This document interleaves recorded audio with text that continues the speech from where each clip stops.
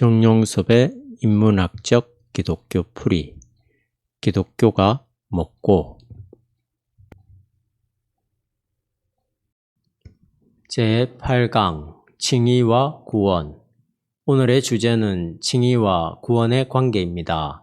이것은 기독교 신앙의 전반에 관계된 것입니다. 이런 주제를 깊이 생각하는 건 영적 눈높이를 심화시키거나 승화시키는 겁니다. 우리의 일상적인 말로 바꾼다면 안목이라고 할 수 있습니다. 그러한 관점들이 점점 깊어지고 넓어지게 되면 어떤 이야기를 해도 다 통하게 됩니다. 나름의 관점을 갖게 되니까요. 정용섭이라는 사람의 어떤 관점이 있지 않습니까? 그건 아주 고유한 것이거든요. 제가 무슨 말을 하든지 저는 제 관점으로 말하게 되거든요. 제가 여러분에게 다른 주제로 강의를 한다고 하더라도 여러분은 같은 관점의 어떤 것을 배우게 되는 겁니다. 제 관점이 옳든 그러든 깊이가 있든 없든 간에 그것이 정용섭이라는 인격에서 나오기 때문이죠. 저와 비슷한 삶의 경험이 있거나 신학 공부를 한 사람이라고 하더라도 저와 상당히 유사한 관점을 가질 수는 있지만 똑같을 수는 없습니다. 여러분 각자만의 고유한 안목들이 있습니다. 건강하고 깊은 안목을 키워야 합니다. 사실 선생들에게서 배워야 될 지식의 양이 그렇게 많지는 않습니다. 선생 자체가 아는 것에 한계가 있으니까요. 더구나 아는 게 있다고 해도 그걸 완벽하게 아는 게 아니거든요. 어떤 것은 많이 알고 어떤 것은 조금 알고 있어요. 최소한 선생에게는 어떤 관점이 있어야 합니다. 그것을 확실하게 확보한 학자들은 정말 학자가 되고 과학자가 되고 예술가가 되는 것이죠. 그런데 관점을 갖기가 상당히 어려워요. 여러분도 경험을 했을 텐데요. 여러분이 설교를 들을 때 설교자의 관점이 없는 걸 많이 봤죠. 이때는 이런 말을 하고 저 때는 저런 말을 하는 거예요. 왔다 갔다 하죠. 부분적으로 보면 맞는 것 같은데 넓게 보면 흔들리고 중심이 없습니다. 제가 하는 강의 내용에 너무 집착하지는 마세요. 여러분은 강의 내용 자체보다는 제가 어떤 문제에 접근하는 방식을 배우도록 해야 하고 그걸 토대로 여러분 나름대로의 고유한 시각을 찾아야 합니다. 인간 행위의 구원론적 성격. 칭의 문제는 기독교가 유대교와 다른 핵심 개념이기도 하고 또 종교개혁자들이 로마 가톨릭 교회로부터 독립하게 된 소위 말하는 종교개혁을 일으키게 된 핵심이기도 하고 바르트가 자유주의 신학으로부터 벗어나게 된 핵심이기도 합니다.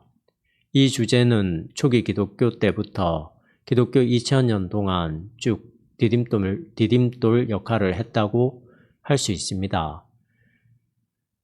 중간중간에 많은 신학자들에 의해서 이 주제가 다시 강조되고 해석되고 심화되었어요. 그만큼 중요한 겁니다. 오늘의 주제는 칭의와 구원의 관계인데요. 주로 칭의에 대해서 말을 많이 하게 될 겁니다. 구원이 무엇인가에 대해서도 말할 것이 많습니다. 한마디만 힌트를 주고 강의를 진행하겠습니다. 구원론을 저학년 신학생들에게 이야기할 때 간접적으로 이렇게 표현하거든요. 기독교는 사회의 모든 행위들과 구원론적인 면에서 경쟁하고 있다. 경쟁하고 있다는 것은 여러 가지 의미가 있는데요. 크게 보면 두 가지입니다. 하나는 이 세계에 있는 모든 인간의 행위 자체가 구원론적이라는 겁니다. 구원이라는 것은 아직 구원받지 못한 상태를 전제로 하잖아요. 병든 사람에게 행하는 의료 행위들을 보세요.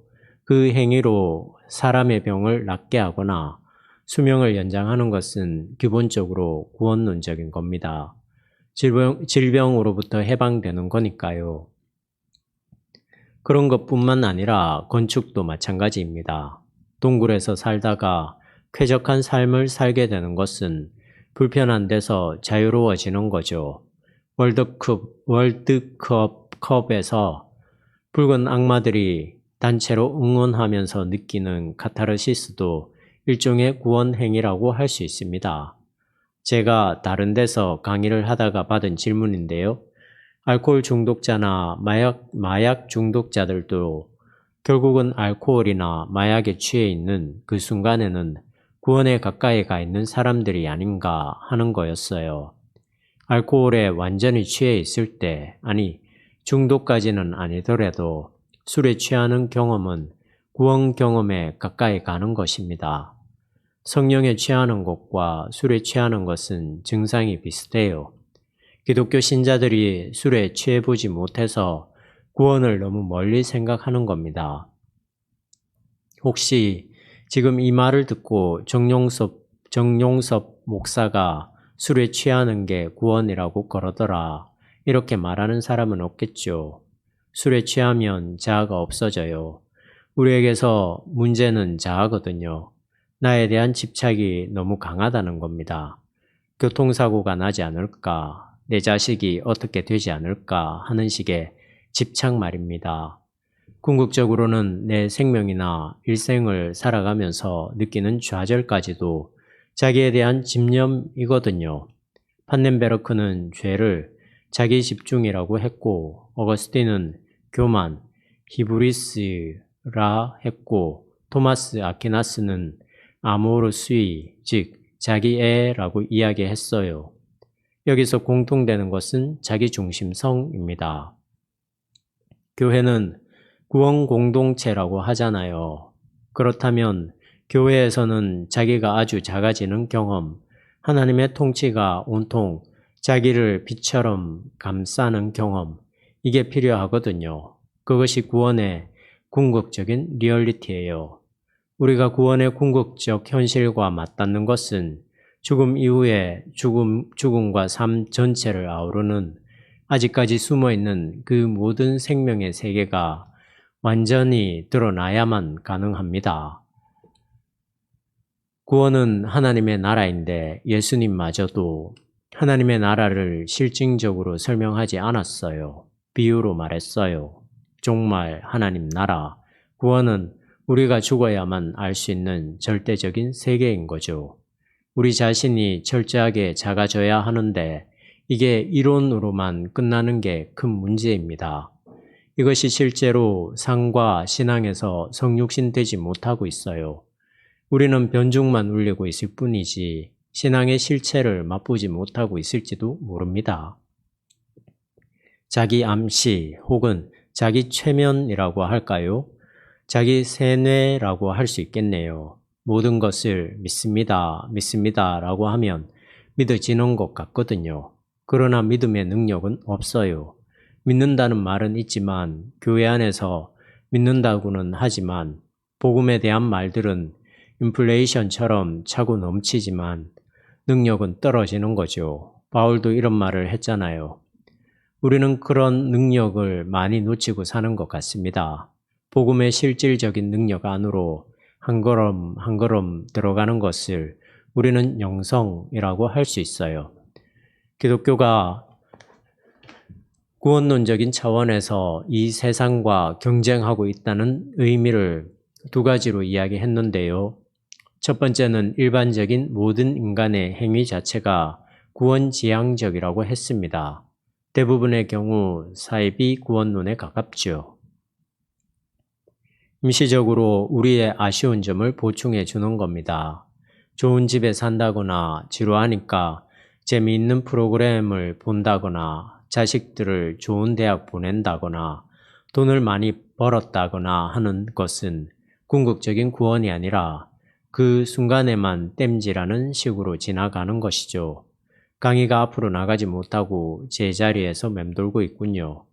구원 문제가 세상과 경쟁 관계에 있다고 말할 때 여기에는 이 세상의 다른 종교들도 포함된 것이며 인간의 이야기가 근본적으로 구원론적이기 때문에 우리가 경쟁하고 있다고 표현한 겁니다. 이 말의 두 번째 의미는 이 구원이 아직 완료되지 않았다는 뜻입니다. 이미 시작했지만 완료되지 않았다는 거죠. 그 말은 이미 시작한 그것마저도 종말론적으로 열려 있다는 뜻입니다. 여러분 가운데 제가 쓰는 이 신학 용어들을 자주 들어보지 못했거나 들어봤더라도 깊이 생각하지 않은 사람들은 이것이 매우 낯설게 느껴질 겁니다. 그러나 강의가 끝나갈 즈음이면 이런 용어들에 익숙해질 겁니다. 이런 용어들이 그렇게 단순한 게 아니라 많은 내용을 담고 있다는 사실도 알게 될 거고요. 구원이라는 것은 이미 예수 그리스도에게서 시작되었지만 아직 완료되지 않은 것, 종말론적으로 열려 있는 것입니다. 이 말은 곧 종말에 가서야 그 실체가 드러난다는 뜻이에요.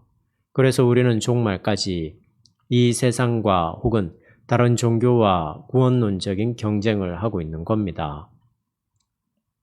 이런 관점에서 한국 교회가 과연 구원의 리얼리티를 잘 담재하고 있고 그것을 종말론적으로 열어내고 있는가 하는 것은 한국 기독교의 정체성에 대한 아주 심각한 질문이지만 한국 교회는 이런 것에 별로 문제의식을 느끼지 못하고 있습니다.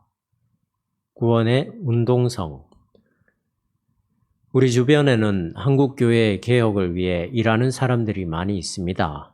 대개 그런 사람들의 개혁은 행동주의에 머물러 있을 때가 많아요. 예를 들면 교회가 재정을 투명하게 쓰지 않았으니 투명하게 하겠다. 세습을 하는데 그건 잘못된 것이니까 세습을 하지 말라는 식입니다. 이런 걸로는 교회가 개혁되지 않습니다. 이런 노력 자체가 잘못되었다는 게 아니에요. 기본적으로 자신의 행위가 신학적으로 어떤 문제가 있는지도 모르는 사람한테 잘못했다고 지적해봤자 자기 방어 기제만 작동된다는 말입니다. 저놈들이 나를 비판하는데 어떻게 방어하지? 이렇게 된다는 거죠. 목사나 신자나 모두 그쪽으로만 머리를 돌려요. 따라서 그런 방식으로는 한국 교회의 문제들이 해결되지 않을 겁니다.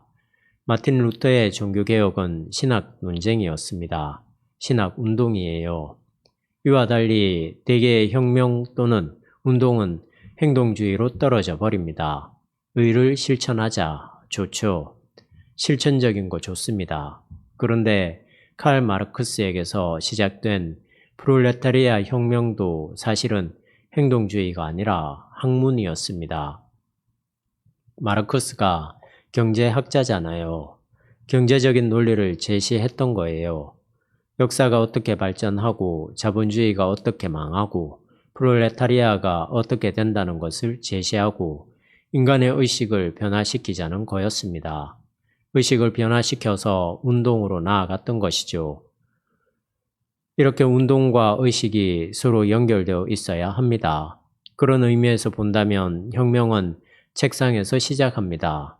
지금 저나 여러분 모두 책상에 앉아 있어요. 한국교회의 개혁이라는 이슈를 내걸고 현장에서 파이팅도 해야 하겠지만 그것보다는 의식의 변화가 앞서야 하지 않는가. 그 일에 대구 성서 아카데미가 일조를 하면 어떨까 하는 생각을 합니다. 그런 기대와 의식의 변화를 가진 사람들이 많아지면 운동으로 나가는 거죠. 그러나 운동으로 나가지 못하고 매일 머리만 쓸 수도 있을 거예요. 그럼 죽은 의식이 될 텐데요. 의식이 죽지 않고 어떻게 생명력 있는 운동으로 연결되는가가 중요합니다. 머리만 크고 실제적인 실천은 하나도 없다면 무서운 꼴이 되겠지요. 대구 성서 아카데미, 즉 다비아 운동이 어디로 어떻게 나아갈지는 저도 모르겠습니다. 일단은 실천보다도 의식의 변화에 포커스를 맞추어서 시작되었고요. 그런 사람들이 다비아에 들락날락 하는 것 같습니다. 자칫 지적 유희로 머물 수도 있어요. 그렇다 하더라도 왜곡된 의식을 깬다고 하는 점에서 그런 역할만 해도 괜찮기는 합니다만 가능하다면 운동으로 나아갔으면 합니다. 의식과 운동과의 관계를 알겠죠. 운동으로 나아가는 것이 중요하기는 하지만 억지로 하면 모두 힘듭니다. 앞서가는 사람이나 끌려오는 사람이나 모두 힘들어요. 보통 어떤 역사적인 시점을 카이로스라고 하는데요. 그 정확한 지점에서 어떻게 그것이 발화될 수 있느냐가 관건입니다. 루터는 그것을 정확하게 잘 포착한 사람 같아요. 의도적으로 한 것은 아니었습니다. 루터는 자신이 종교를 개혁해야겠다는 의도를 갖고 있지 않았어요. 그저 단순하게 신학적인 논제들을 꺼집어냈을 뿐이거든요. 자기가 학자였으니까요. 이런 문제가 있으니 이것을 가지고 신학 토론을 하자는 아주 단순한 목표였는데 이것이 자기가 예상하지 못했던 개혁의 물꼬를 틀었던 것입니다. 물꼬를 틀었을 뿐만 아니라 광야의 마른 숲에 불을 지른 역할을 했던 거죠. 개혁은 한 사람의 정확한 통찰력과 신학적 깊이가 있어야 하는 동시에 그것을 운동으로 만들어낼 수 있는 시대적 계기가 있어야 가능합니다. 그것 없이는 대개 사람만 희생됩니다. 혁명가들은 대개 희생을 당했죠. 성공한 사람들은 얼마 없습니다. 종교개혁에서도 마찬가지고요. 신학 공부. 오늘 다루고 있는 칭의와 구원의 관계만 보더라도 신학 공부를 해야 할 게 많죠. 아주 전문적인 신학 공부를 하자는 게 아니에요. 우리가 생각하는 그리스도인이라면 기독교의 진리가 무엇인가에 대해 최소한 정직하게 대답해 보자는 겁니다. 교회에서 쓰는 많은 용어들이 그저 그렇게 한번 듣고 지나가 버릴 것이 아니잖아요. 신자들이 무작정 믿습니다 라고 앵무새처럼 대내게 하지 말고 구원의 현실 안으로 직접 영적인 발을 내디딜 수 있도록 목사들이 도와주자는 거예요. 다른데 너무 많은 욕심 부리지 말고요. 목사는 신자 하나하나가 영성 안에 들어가도록 인도할 뿐 신자들이 그 안에서 어느 정도의 영성 생활을 하는지는 성령에게 맡겨야 합니다. 그런데 한국교회 목사들은 신자들에게 너무 애착심이 너무 많은 것 같아요. 어떻게 감당하려고 그러는 건지 이해를 못하겠어요. 자기도 알지 못하는 말을 신자들한테 너무 많이 쏟아냅니다. 어젯밤인가 CTS 방송에 광림교회가 나오더군요. 설교하는 분이 김선도 목사님의 아드님인가요? 부목사인가요? 카메라에 비치는 파이프 오르간이 대단하더라고요. 회중석도 연주의 홀 같고요. 그분이 담임 목사가 맞습니까? 교회 세습을 하신 분인가요?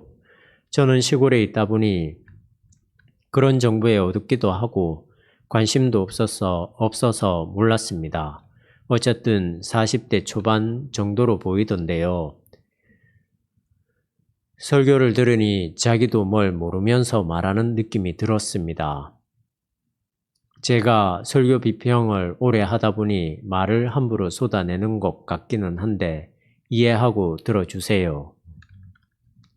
그분이 나름대로 열정적으로 설교는 하는데 소화되지 않은 말들이 나와요. 이게 무슨 뜻인지 알겠죠? 일반 신자들은 그걸 잘 구분하지 못합니다. 말하는 사람이 알고 하는 말인지 앵무새처럼 대내는 말인지 분간하지 못해요. 제가 보기에 그분은 자신도 소화하지 못하는 하늘이나 천국, 구원 같은 단어들을 약장사처럼 마구 쏟아놓고 있었습니다. 이런 단어에는 각각 우주처럼 무거운 의미들이 담겨 있어요. 이런 이야기는 재미없으니 그만하겠습니다. 이런 사람도 있고 저런 사람도 있어야 하니까 인격적으로만 목회를 하더라도 괜찮지 않느냐고 생각할 수 있는데요. 제가 하고 싶은 말은 평신도들도 신앙이 뭔지 진지하게 생각하고 공부 좀 하자는 겁니다. 딱 한 번 사는 거잖아요. 짧은 인생이기에 소중하고요. 더구나 신앙생활은 취미생활이 아니라 우리의 운명을 거는 일이잖아요. 현재뿐 아니라 우리의 죽음까지도 다 거는 일인데 말이죠. 정말 그걸 인정한다면 우리 모두가 신학자가 되지는 않는다고 해도 적어도 신앙의 근본 속으로 들어가려는 노력은 필요하지 않을까요? 의로울 수 없는 인간. 다시 구원과 칭의의 문제로 돌아가죠. 칭의는 의롭다고 인정을 받는다는 것입니다. 이것은 의가 실제로 이루어진다는 것이 아니라, 즉 실체론적 의미가 아니라 법적인 의미를 말합니다. 우리가 예수님을 믿고 아무리 변화되어도 의롭지 않습니다. 실제적인 의를 우리는 이룰 수 없어요. 왜 이룰 수 없는가? 사람은 의로울 수 없기 때문입니다. 바울도 자신을 죄인의 괴수라고 말했을 정도니까요.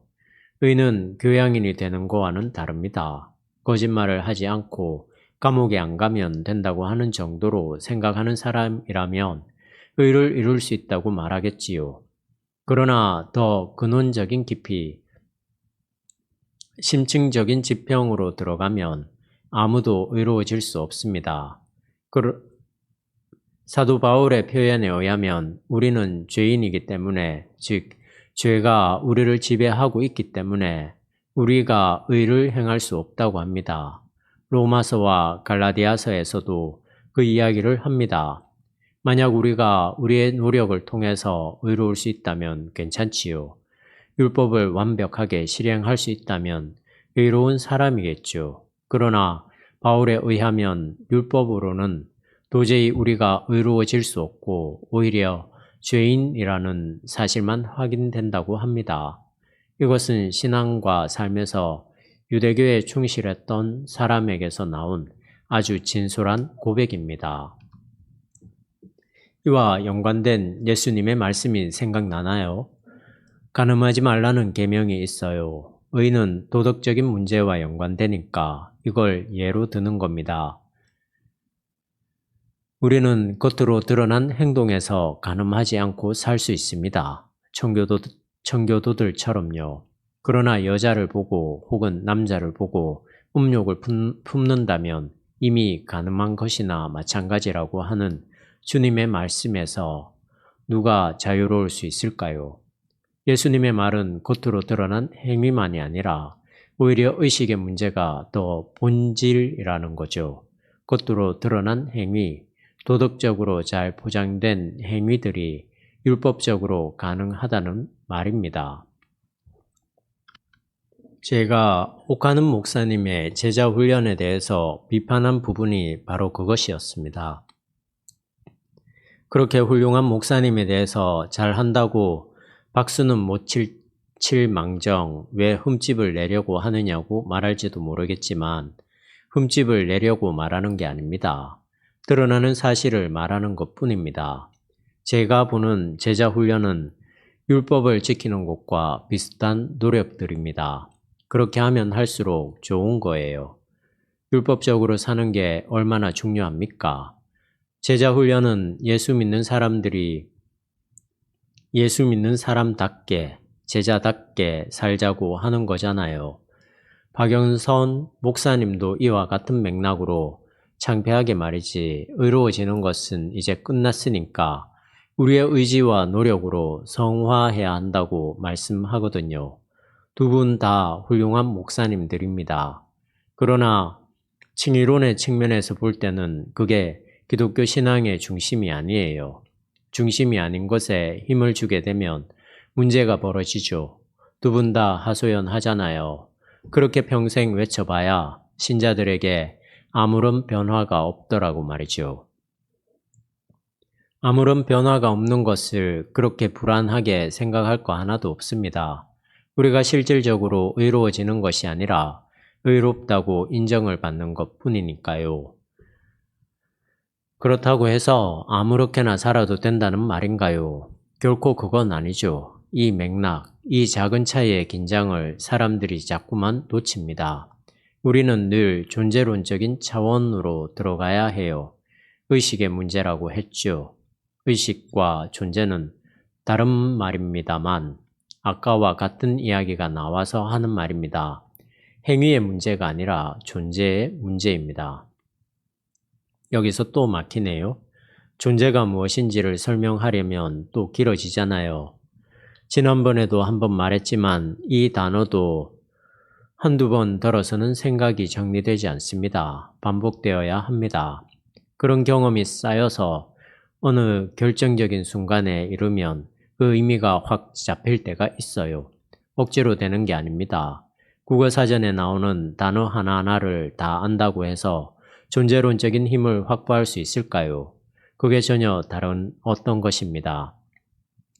그렇게 우리의 지성, 이성, 오감 등을 통해 활동하는 그 힘이 무엇일까요? 참 신기합니다. 그것을 성령이라고 말할 수 있을까요?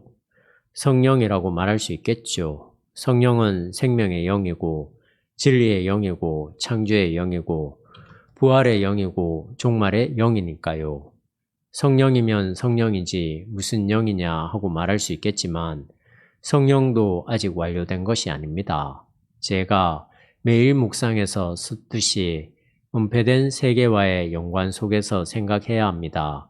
존재라는 단어를 충분하게 이해하고 있는 사람이라면 기독교 신앙은 존재의 차원에 놓이는 거다라는 이 말 한마디만 해도 무슨 의미인지 알 수 있습니다.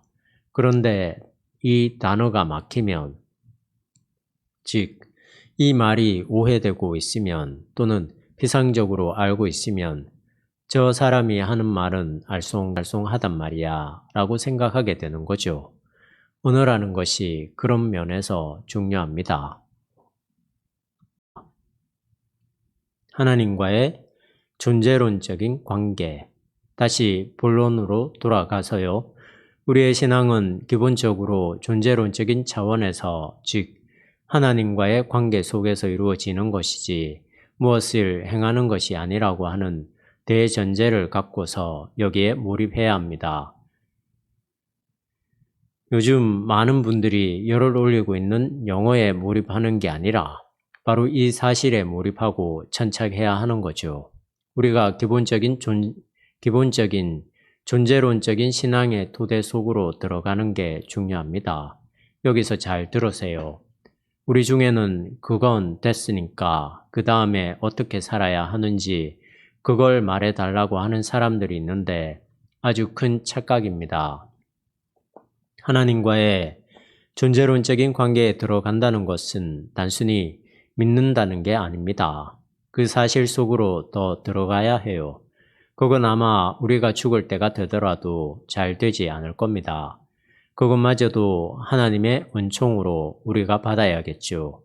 하나님의 은총이라는 표현도 다 개념적인 것입니다. 일반 평신도들은 목사님들도 마찬가지인데 이런 신앙적인 용어들을 개념으로 이해하지 않고 하나의 실용적인 용어로 이해하고 있어요. 이것을 극복하는 것이 신학 공부의 1차적인 핵심입니다. 그게 잘 안 돼요. 자꾸만 따로 놀아요. 그러니까 웬만큼 신학 공부를 한 사람이라도 신학책을 읽지 못하는 것입니다. 신학생들이나 목사님들이 신학책을 읽지 않는 것은 읽어봐야 재미가 없어서 그래요. 왜 재미가 없을까요? 모르니까요. 바르트의 신학책을 읽고 재미있다고 하는 사람들은 거의 없습니다. 바르트가 헛소리를 해서가 아니라 모르기 때문에 그런 거죠. 그런 걸 알려면 아주 기초적으로 언어 공부를 해야 합니다. 철학, 역사, 문학이 다 연관되어 있거든요. 한국에서 신학교에 가는 사람들은 밑공부가 기초가 너무 없습니다. 미안한 말이지만 그냥 뜨거움만 갖고 가요. 심지어는 다른 욕망으로도 가고요. 또는 믿음이 좋으니까 신학교에 간다는 식입니다. 이런 상황이라면 한국 교회의 미래가 어떨까요? 그런 방식으로라도 하나님이 쓰시겠다고 하면 쓰는 거죠. 그건 그분만의 배타적이고 독점적인 행위니까요. 우리가 설교를 잘 한다고 한국 교회가 개혁되는 게 아니잖아요. 우리가 전혀 예상하지 못하는 방식으로 한국 교회가 깨지기도 하고 살기도 하지만 또 그건 그분에게 맡겨야 하는 거지만 우리가 해야 할 일은 최대한으로 해야 하지 않겠어요?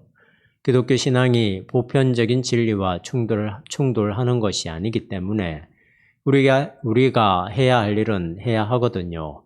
말이 조금 더 옆으로 나갔는데요. 좋은 신학 재원들을 잘 뽑아야 합니다. 신학교에 아무나 보내지 말고요. 그걸 분간하기가 참 쉽지는 않습니다. 어떤 사람이 신학적인 인재인지 말이죠. 하여튼 신학책을 읽지 못하는 신학생들과 목사님들이 문제입니다. 그게 재미없으니까 다른 쪽으로 한 눈을 팔 수밖에 없죠. 한국교회를 개혁하기 위해서는 몇 가지 문제들을 고쳐서 될 게 아니라 이렇게 아주 기초적인 것부터 다시 기초를 놓아야 합니다. 칭의론에서 본다면 우리가 하나님과의 관계에 집중하는 것이 우리의 올바른 신앙 태도입니다. 우리 스스로는 존재론적으로 의로워질 수 없어요. 기본적으로 그래요. 예수 그리스도를 믿음으로 우리가 의로워지는 게 아니에요. 의롭다고 인정을 받을 뿐입니다. 그러므로 우리가 하나님과의 관계, 즉 존재론적 깊이로 들어가는 것이 핵심이죠. 그런데 믿음으로 의로워졌으니까 이제 우리가 도덕적인 주도권을 확보하며 살자는 식의 구호를 외치는 사람들이 있습니다. 이런 게 기독교의 선전구호로 나오거든요. 이게 굉장히 고상한 것 같지만 이건 답이 아닙니다. 우리가 하나님과 신앙의 관계를 맺는다는 것은 존재론적 관계인데 이것은 그냥 들어간다고 되는 게 아니에요. 죽을 때까지 믿어야 하는 문제입니다. 사실 믿지도 못하면서 믿는다고 말만 하는데요. 복음과 믿음이 말로만 남아있지 능력으로 들어가지 못하잖아요. 능력 안으로 들어가는 것이 세례를 받아서 되는 일인가요? 장로가 되면 되는 일인가요? 교회에서 봉사하면 되는 일인가요? 아니면 선교사로 간다고 되는 일인가요? 선교사나 목사가 된다고 능력 안에 있는 것이 아니거든요. 선교사나 목사의 일들이 다 자기 밥벌이가 될 수도 있고요. 그뿐 아니라 신앙 자체가 업적이 될 수도 있습니다. 이해하겠죠? 율법인 거예요. 내가 이만큼 해서 어떻게 되겠다고 하는 선의의 욕망 때문에 목사도 되고 목자도 되고 선교사도 되는 겁니다. 아마 그런 방식으로 순교도 할 수 있을 거예요. 그래서 바울이 몸을 불사르게 내어줄 정도로 희생을 한다고 해도 혹은 산을 옮길 만한 믿음이 있다고 해도 그것이 없으면 아무것도 아니라고 했는데요. 무엇이 없으면 아무것도 아니라고 했지요? 사랑이 없으면 아무것도 아니라고 했지요. 사랑은 우리의 낭만적인 느낌이나 기분을 도와주는 그런 게 아니에요. 그것은 하나님의 존재 방식입니다. 우리는 사랑이 어떻게 우리에게 활동할지 알지 못해요. 우리는 사랑이라는 말을 그냥 좋은 뜻으로 사용할 수는 있지만 함부로 사용하지 않는 게 좋습니다. 교회 안에서는 자매님, 형제님, 사랑합니다 하는 용어들을 너무 많이 쓰는 것 같아요. 안 쓰는 것보다 쓰는 것이 나을지도 모르지만 능력도 없이 공수표를 남발하는 것에 불과하니까요. 사랑은 그 스스로가 자기 길을 갑니다. 우리가 사랑할 수 있는 것이 아니에요. 그 사랑의 능력, 하나님의 존재론, 하나님 나라의 존재론, 즉 하나님의 통치가 우리를 관통하면 우리는 그저 따라가는 것뿐입니다. 그게 없이도 자기를 불사르게 내어줄 수도 있고 산을 옮길 만한 믿음이 있는 것처럼 행동할 수 있어요. 그러니까 하나님과의 존재론적 관계 속으로 들어간다는 것은 그저 내가 세례를 받는 등의 몇 가지 형식으로 끝나는 것이 아니라 죽을 때까지 지속되는 일입니다. 그런데 이미 칭의는 끝났으니까 성화하자는 말은 무슨 뜻일까요? 율법으로 돌아가자는 것과 똑같은 거예요. 그 맥락을 이해하겠죠. 그런 관점에서 본다면 윤리가 바로 율법이 됩니다. 그것이 종교적인 것이든 세속적인 것이든 다 우리가 해야 될 바른 규범인 것이죠. 이 규범들은 역사가 오래 진행되면서 경험의 축적으로 나온 공통분모들입니다. 좋은 것들이죠. 그런 것들이 기독교 신앙에서 무의미하다는 게 아닙니다. 그런데 문제는 이겁니다. 그런 것들은 하나님과의 존재론적 관계 안으로 들어간 사람들에게서 자연적으로 나오게 될 하나의 귀결입니다.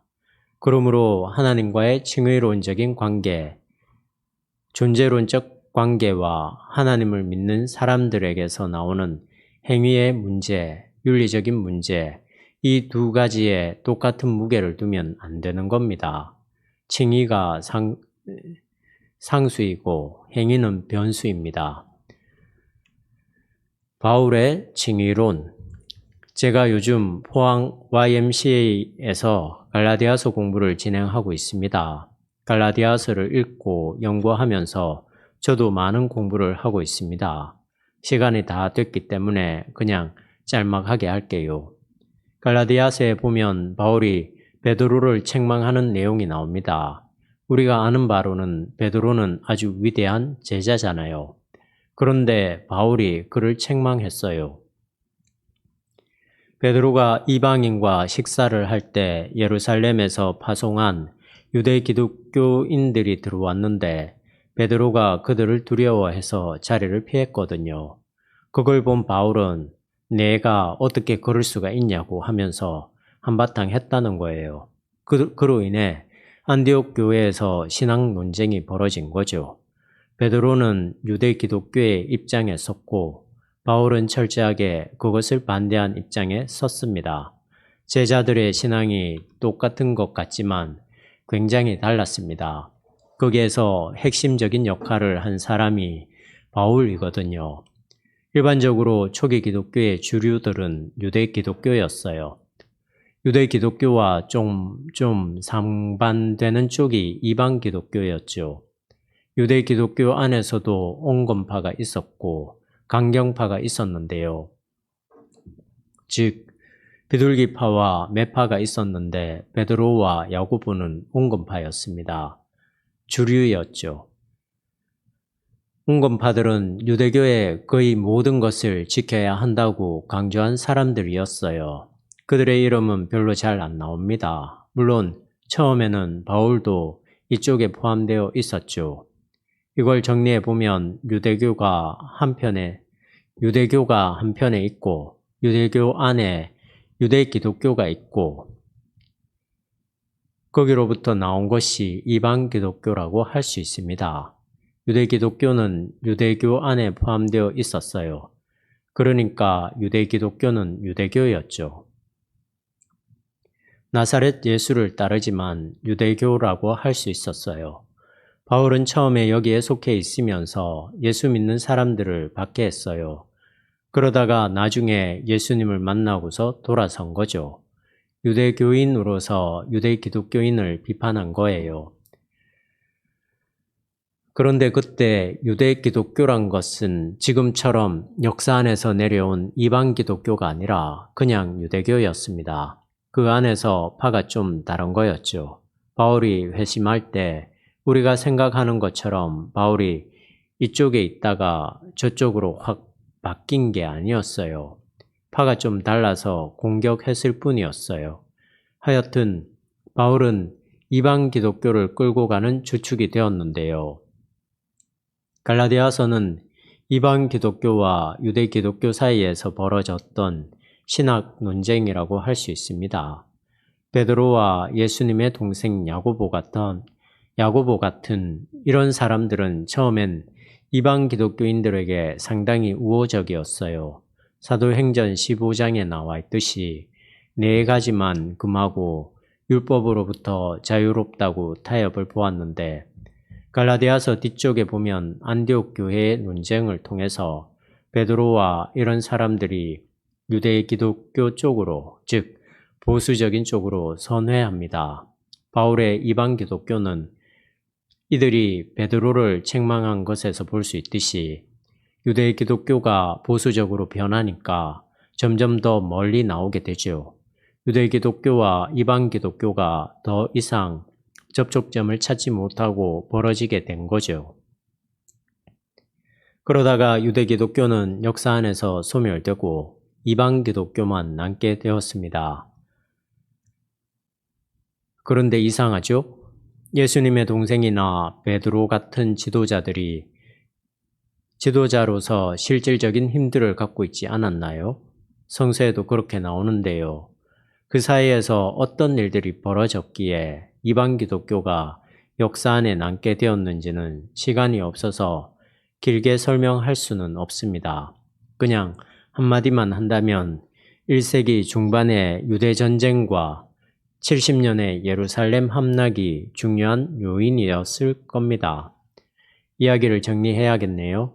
이런 맥락에서 핵심적 역할을 한 사람이 바울인데요. 바울은 율법으로는 우리가 결코 의로워질 수 없고 예수님을 믿음으로 의로워진다는 이 사실을 말하려고 했습니다. 예수 그리스도를 믿음으로 의로워지는 신앙을 말한 겁니다. 칭의는 오직 예수를 통해서 그리고 예수에 의해서 일어나는 겁니다. 반면 유대 기독교는 율법, 토라,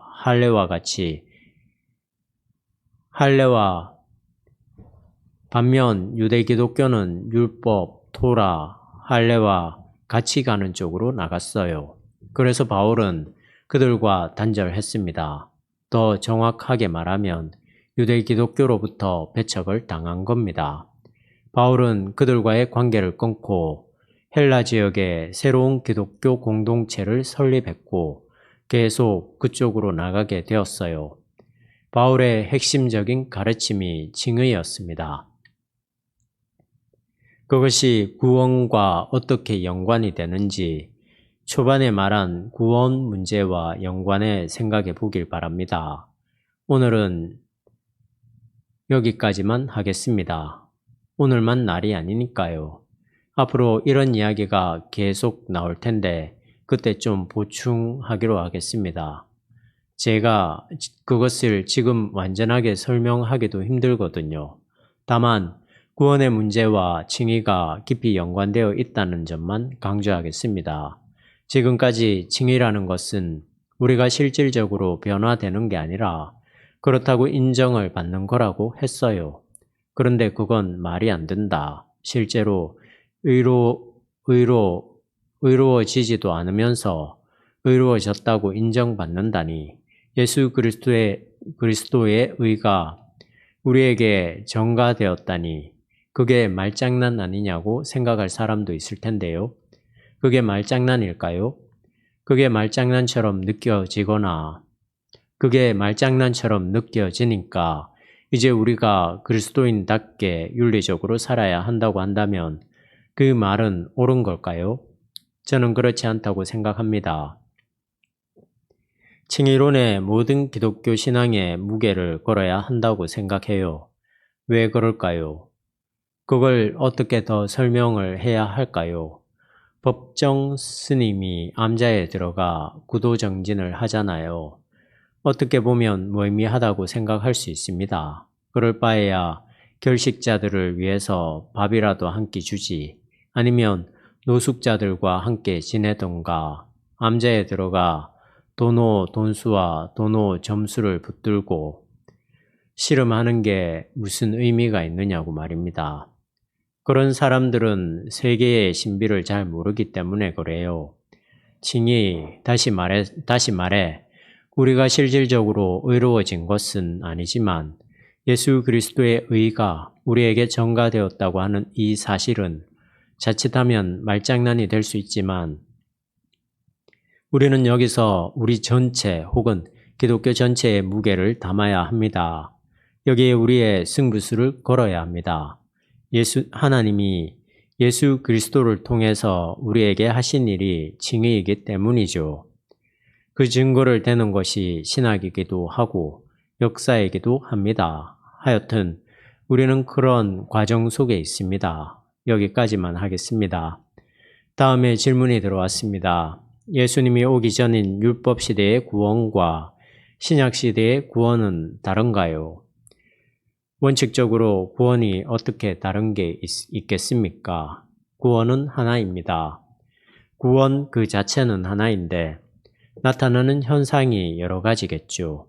출애굽도 하나님의 구원 경험이었고 개인의 병이 낫는 거라든지 절망 가운데서 희망을 얻는 거라든지 그런 식의 구원 현상들은 여러 가지가 있겠지만 구원 자체는 하나님의 행위로서 하나입니다. 예수님 이전이나 이후나 똑같아요. 구원의 길은 물론 다릅니다. 질문한 분이 그걸 알고 싶으셨나요? 그건 많은 설명이 필요하기 때문에 지금은 곤란합니다.